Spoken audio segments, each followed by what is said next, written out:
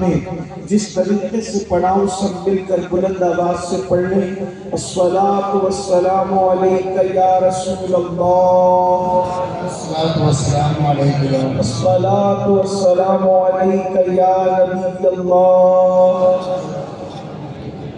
الصلاۃ والسلام علیک یا حبیب اللہ، وعلى آلك وأصحابك يا نور الله صلی اللہ تعالی علیہ وسلم۔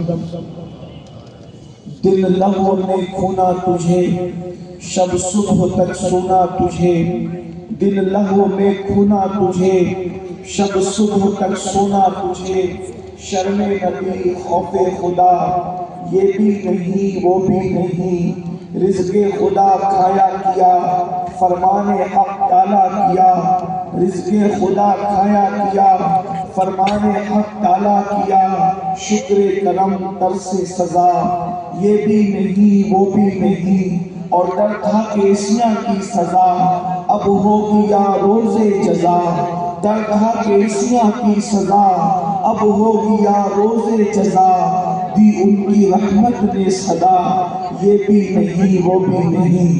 آج کی یہ محفل اصلاح عقائد و اعمال کے حوالے سے انعقاد پذیر ہے، ساتھ ہی ساتھ 3 بچوں کی دستار حفظ ہے۔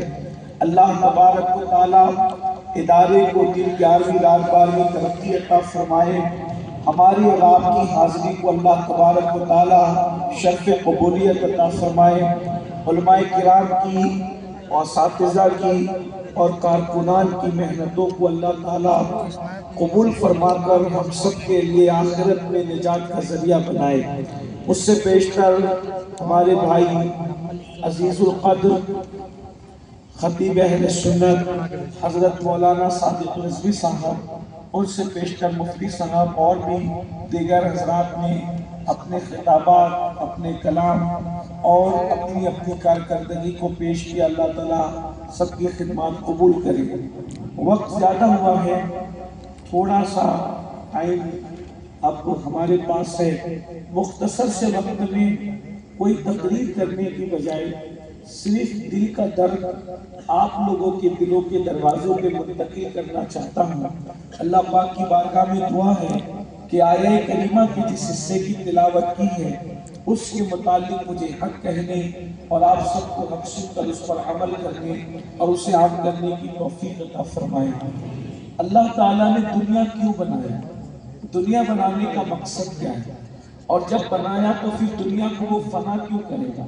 اس نے یہ اعلان کر دیا ہے کل من علیہا فان ویبقی وجہ ربک ذو الجلال والاکرام، کہ اللہ کے سوا سب فنا ہو جائیں گے۔ اللہ نے کائنات بنائی، کتنی عظیم کائنات ہے۔ ایک بچہ گھروندہ بناتا ہے، اگر آپ گھروندہ سمجھتے ہیں، بچے جب مٹی سے کھیلتے ہیں بارش کے دنوں میں تو کیچڑ سے گھروندہ بناتے ہیں، گھروندہ اپنے ہاتھ سے بناتا ہے، اس کو نہیں توڑتا۔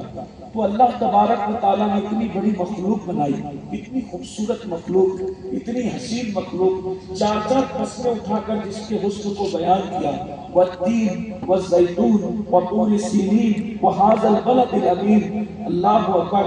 تفسیری ترجمے کی طرف اگر جائیں تو مفہوم یہ بنتا ہے ولادت گاہ ابراہیم کی قسم، ولادت گاہ موسیٰ کی قسم، ولادت گاہ عیسیٰ کی قسم، ولادت گاہ محمد رسول اللہ کی قسم۔ لقد خلقنا الانسان فی احسن تقویم، ہم نے انسان کو بہت اچھی شکل پر پیدا کیا، بہت اچھی صورت پر پیدا کیا، انسان کو حسین و جمیل بنایا۔ لیکن ایک بات سوچنے کی ہے، اتنی خوبصورت دنیا ہے، شفق کا جمال دعوت نظارہ دے رہا ہے، افق کی صوفیاں کسی حسین و جمیل کی بلکہ کسی ماجمیل کی لالا روحی کی یاد روزانہ تازہ کرتی ہے، روزانہ پھول گلستان میں کھلتے ہیں اور کسی محبوب کے تبسم کو ہمیں یاد دلاتے ہیں۔ یہ اتنا حسین و جمیل چاند ہے، یہ اتنا خوبصورت سورج ہے، یہ بھوروں کی آواز ہے، یہ کمرو کی آواز ہے، یہ بلبل کی آواز ہے، اللہ اکبر، چڑیوں کی چہک ہے، روزانہ نسیم سحر چلتی ہے، اللہ اکبر، رات اپنی سیاہ زلفوں کو بکھیرتی ہے۔ کتنی خوبصورت ہے دنیا، یہ دنیا کی دل فریبیاں ہی تو ہے کہ انسان دنیا میں آ کر ہمیشہ کے لیے دنیا کا ہو کر رہ گیا۔ کوئی دنیا میں آ کر اب دنیا سے جانا نہیں چاہتا.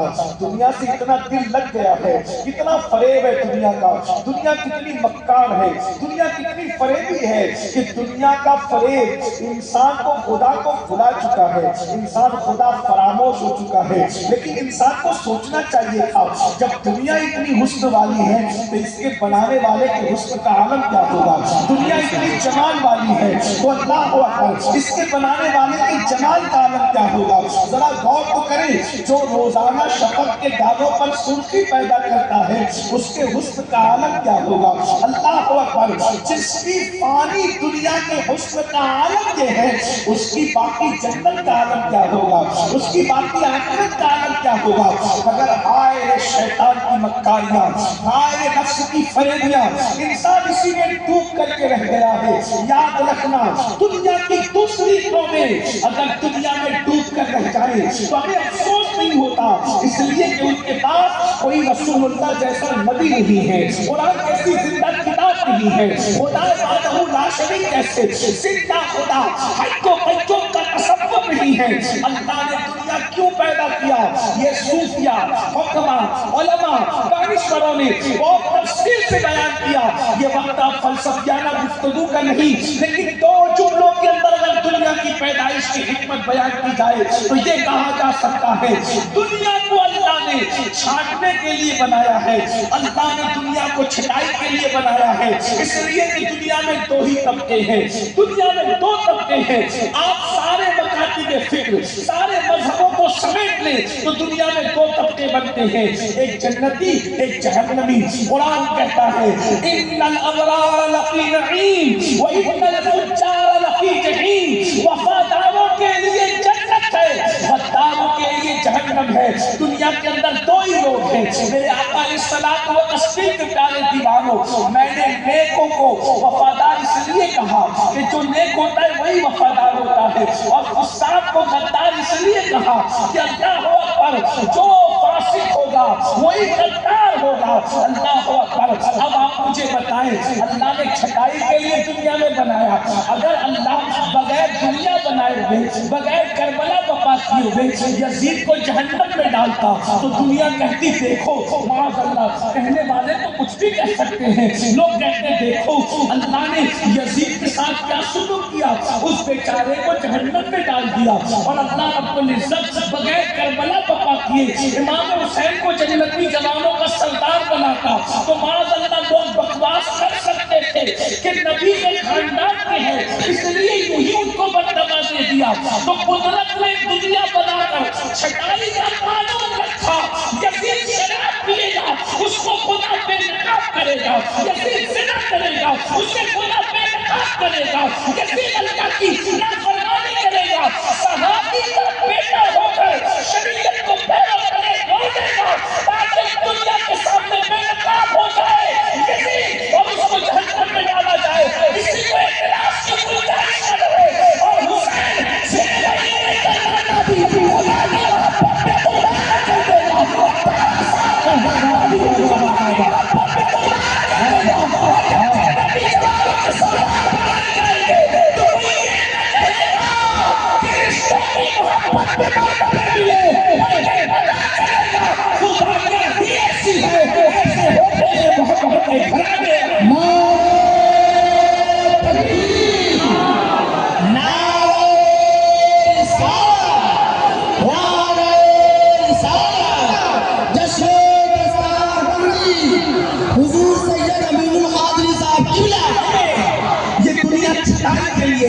اللہ نے دنیا کو چھانٹنے کے لیے بنایا. اسی لیے اللہ ارشاد فرماتا ہے مقصد کو, دنیا کے بنانے کے مقصد کو, موت و حیات کے فلسفے کو ارشاد ہوتا ہے الذی خلق الموت والحیات لیبلوکم ایکم احسن عملا. ہم نے زندگی اور موت کو, بلکہ موت و زندگی کو اس لیے پیدا کیا ہے, اس لیے پیدا کیا بنایا ہے, زندگی اور موت کو اس لیے بنایا ہے تاکہ ہم جانچیں, ہم تمہیں آزمائیں کہ کون تھوڑی سی زندگی کو پا کر اچھا عمل کرتا ہے. عمل حسن نہیں بلکہ قرآن کہتا ہے احسن. اللہ اکبر. ایک تو حسن ہے, عمل حسن ہے, اور ایک تو احسن ہے. حسن یعنی اچھا اور احسن یعنی اور اچھا, سب سے اچھا.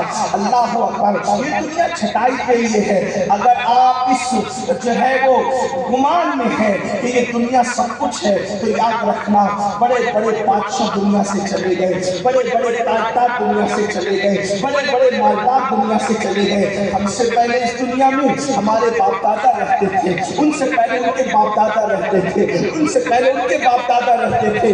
تم دیکھ رہے ہو اللہ اکبر, تم میں سے کتنے لوگ ہیں جو بتا سکتے ہیں کہ تمہارے 8ویں نمبر کا دادا جو 400 سال پہلے دنیا میں تھا اس کی قبر کہاں ہے؟ آپ ذرا غور کیجئے, بہت توجہ سے سننے کی. میں نے پھر کہا تقریر کا وقت نہیں, صرف دل کا درد رکھنا ہے. تھوڑی دیر کو بھی زیادہ دیر نہیں. میں اپنے جوانوں سے مخاطب ہو کر کے پوچھنا چاہتا ہوں 400 سال پہلے جو 8ویں نمبر کا آپ کا دادا تھا اس کی قبر کہاں ہے؟ اگر وہ گاؤں کا چودھری تھا تو مجھے بتاؤ, اگر وہ مالدار تھے تو مجھے بتاؤ, اگر وہ بادشاہ بھی ہوں گے تو مجھے بتاؤ. آپ سے پوچھنا چاہتا ہوں کہاں ہے مغلوں کی قبر جنہوں نے ہندوستان کی سرزمین پر کم و بیش جو ہے کئی صدیوں تک کے حکومت کی ہے, ان کی قبریں کہاں ہیں؟ اور اگر قبر ہے تو مجھے یہ بتاؤ ان کی قبر پر فاتحہ کتنے لوگ پڑھتے ہیں؟ ابھی میں کوئی تحقیقی بات مغلوں کے حوالے سے نہیں کہہ رہا ہوں, صرف اس اعتبار سے مغلوں کو پیش کر رہا ہوں کہ وہ دنیا کے بادشاہ تھے. رہی بات علماء کی جو تحقیق ہے ابھی اس کو آپ کے سامنے نہیں رکھتا. آپ تاج محل جاتے ہیں, تاج محل جاتے ہیں, جانے کے بعد تاج محل کے اندر 2 قبریں موجود ہیں, ایک تو ممتاز بیگم کی قبر ہے, ایک تو شاہجہاں کی قبر ہے. آپ سے پوچھتا ہوں آپ بھی تاج محل کئی مرتبہ گئے ہوں گے, میں بھی 2 مرتبہ گیا ہوں, اس لیے کہ ہم لوگ دقیانوسی خیال کے لوگ نہیں ہیں, ہم تو سیر و تفریح کے عادی لوگ ہیں. اس کی وجہ یہ ہے اسلام جتنے انجوائے کی اجازت دیتا ہے اتنے انجوائے کی اجازت کوئی مذہب نہیں دیتا. لوگوں کے یہاں دھارمک بننا ہو تو نکاح نہ کرو, اور ہمارے یہاں دھارمک بننے کے لیے نکاح کی بڑی فضیلت ہے, نکاح مستقل عبادت ہے. اسی لیے ہمارے یہاں کوئی بڈھا سفید ریش بزرگ ریپ کیس میں جیل میں نظر نہیں آتا, کیونکہ ہمارے یہاں اللہ اکبر مذہبی ہونے کے لیے عورت سے دور ہونا ضروری نہیں ہے بلکہ زنا سے دور ہونا ضروری ہے. ہمارے یہاں دھرم یہ ہے اللہ اکبر, ہمارے یہاں مذہبی بننے کے لیے نان ویج اور ویج کا کوئی کانسیپٹ نہیں ہے. ہمارے یہاں مذہبی بننے کے لیے خدا کو راضی کرنے کا تصور ضروری ہے. یاد رکھنا نکاح برا نہیں ہے, زنا برا ہے. اسلام نے کہا لوگوں کو بتانے کے لیے عورت سے کیا رکھتے ہو, ظاہر میں عورت سے رک رہے ہو اور رات میں بیٹی جیسی خاتون کے ساتھ بدکاری کر رہے ہو, نہ یہ نہیں. اسلام یہ کہتا ہے اللہ اکبر نکاح کرو. کچھ لوگ کہتے ہیں اگر غریب ہے تو نکاح کیسے کرے؟ رسول اللہ نے فرمایا نکاح کرو مالدار کر دیے جاؤ گے. مالدار بننے کا آسان نسخہ ہے, نکاح کرو مالدار ہو جاؤ گے. 2 چیزوں میں مالداری کی بشارت دی ہے, فرمایا حج اور عمرہ کرو مالدار ہو جاؤ گے, نکاح کرو مالدار ہو جاؤ گے. ہمارے مذہب میں تو اللہ اکبر, اور پھر مالداری نہیں فرمایا جو نکاح کرے وہ دیندار بھی ہو جاتا ہے. ارشاد فرمایا اللہ کہ جو نکاح کرے اس کا آدھا ایمان محفوظ ہو جاتا ہے اور آدھے ایمان کے بارے میں وہ اللہ سے ڈرتا رہے. اندازہ فرمائے تو میں یہ کر رہا تھا ہمارے انجوائے کا بہت تصور ہے. ہمارے نبی جب سیر کے لیے جاتے ہیں تو ان کا امتی سیر کے لیے کیسے نہیں جا سکتا؟ اللہ اکبر, یہ ہمارا نبی ہے اور صرف ہمارا نبی ہے, سیر کے لیے جاتا ہے. اور ایک بات بتاؤں, کوئی سیر اتنے مختصر وقت میں نہیں کرتا جتنے مختصر سے وقت میں میرے محبوب نے سیر کی ہے. گئے ہیں اتنے دور گئے ہیں جہاں جبریل کا تصور نہیں جا سکتا, جہاں انبیاء کا تصور, میں تصور انبیاء کی بات کر رہا ہوں. حضرات انبیاء کی نظر دیکھو کتنی بڑی ہے. اللہ سلیمان علیہ السلام کی نظر 3 میل فاصلے پر چوٹی کو دیکھ لیتی ہے اور اس کی بات کو سن لیتی ہے. جن کی نظریں اتنی تیز ہو ان کا تصور کتنا تیز ہوگا. ایسے بھی ہم کہتے ہیں جہاں پر انبیاء کا تصور نہیں گیا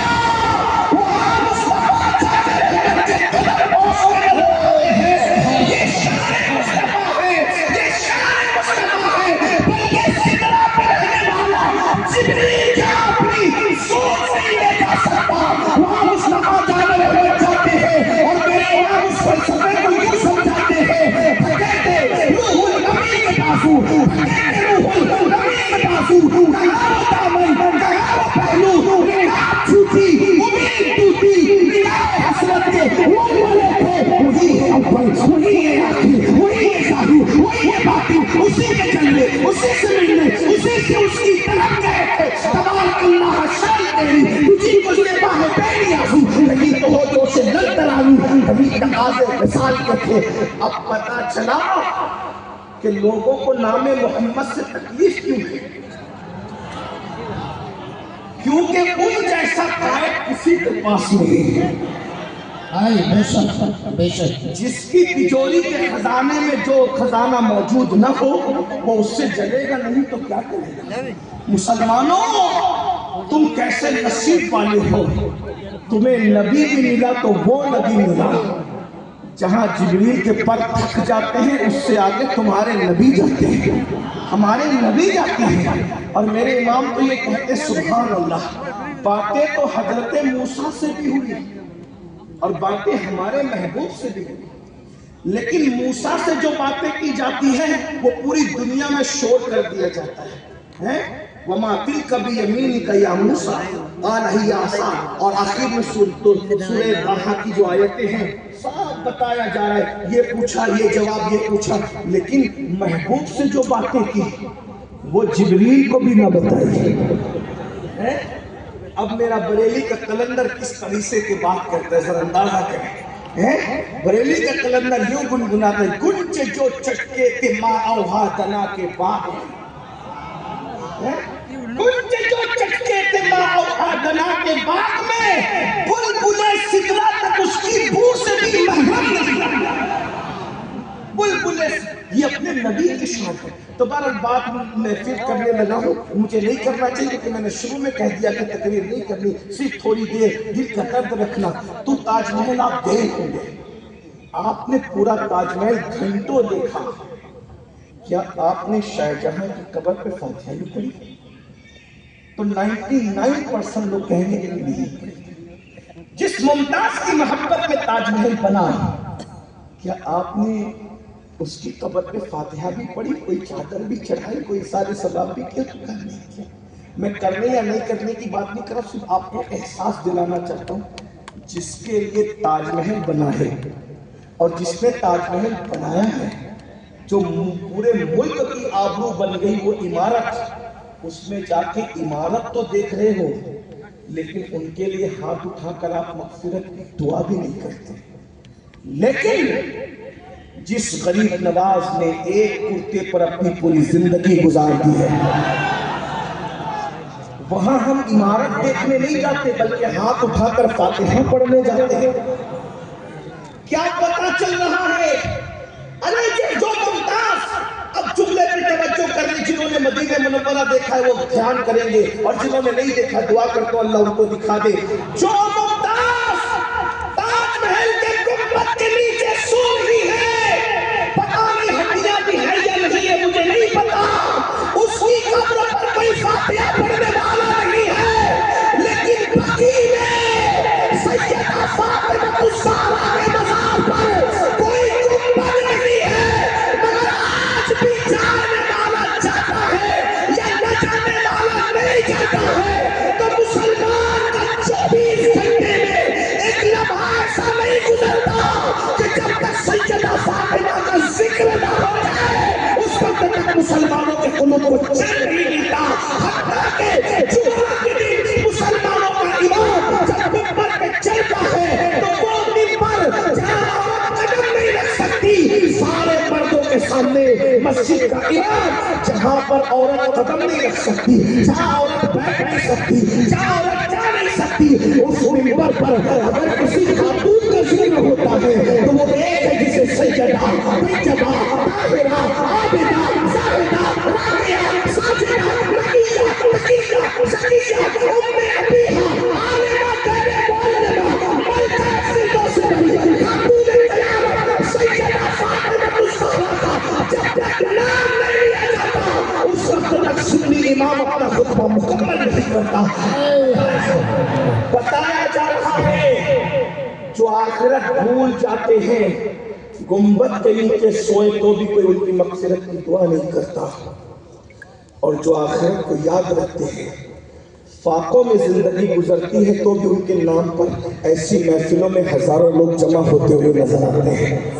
اصل زندگی دنیا کی نہیں ہے، اصل زندگی آخرت، والآخرت خیر و ابقا۔ آخرت دنیا سے بہتر ہے۔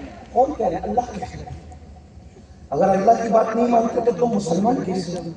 اور اللہ کی بات مانتے ہو تو تم یقین کیوں نہیں کرتے؟ اللہ کی بات مانتے ہو تو یقین کیوں نہیں کرتے کہ دنیا سے بہتر آخرت؟ جب دنیا میں اتنا اچھا لگتا ہے تو آخرت میں کتنا اچھا لگے گا۔ بس بات سمیٹ کے میں کہہ دوں، آخرت اس کو کہتے ہیں یا اللہ اللہ اللہ اللہ اللہ اللہ، نام سنتے ہو اللہ کا، رسول اللہ رسول اللہ، نام سنتے ہو رسول اللہ کا۔ جب آخرت میں کامیاب ہو کے جنت میں جاؤ گے نا تو اللہ کا دیدار کرو گے۔ یہاں علماء کے ساتھ بیٹھے ہو، وہاں رسول اللہ کے ساتھ بیٹھو گے، وہاں غوث پاک کے ساتھ بیٹھو گے، وہاں غریب نواز کے ساتھ بیٹھو گے، وہاں امام حسین کے ساتھ بیٹھو گے، وہاں امام حسن کے ساتھ بیٹھو گے۔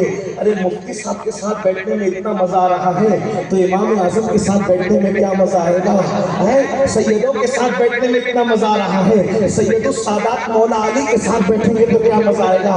لیکن یہ مزے کس کے لیے ہوں گے؟ جو جنت میں جائے گا اسی کے لیے۔ لیکن جنت میں کوئی بھی، ہر کوئی نہیں جا سکتا، کنڈیشن ہے، ان الابرار لفی نعیم وان الفجار لفی جحیم وان الفجار لفی جحیم، کہ جو وفادار ہیں، نیک لوگ ہیں، ان کے لیے جنت۔ دیکھو بھائی، میں جلسے کے ناظم کی بات نہیں کر رہا ہوں، میں مقرر کی بات نہیں، میں اللہ کی بات کر رہا ہوں۔ آپ لوگوں میں سے بہت سارے گرمی مولانا اللہ رحیم ہے، اللہ کریم ہے، ستار ہے، غفار ہے، سب کو اٹھا کے جنت میں ڈالے گا۔ میں نے کہا دنیا بنائی اس لیے کہ اس نے سب کو جنت میں نہیں ڈالا، اس نے سب کو جنت، کیونکہ وہاں کسی کی نہ دادا گیری چلنی نہ بابا گیری چلنی۔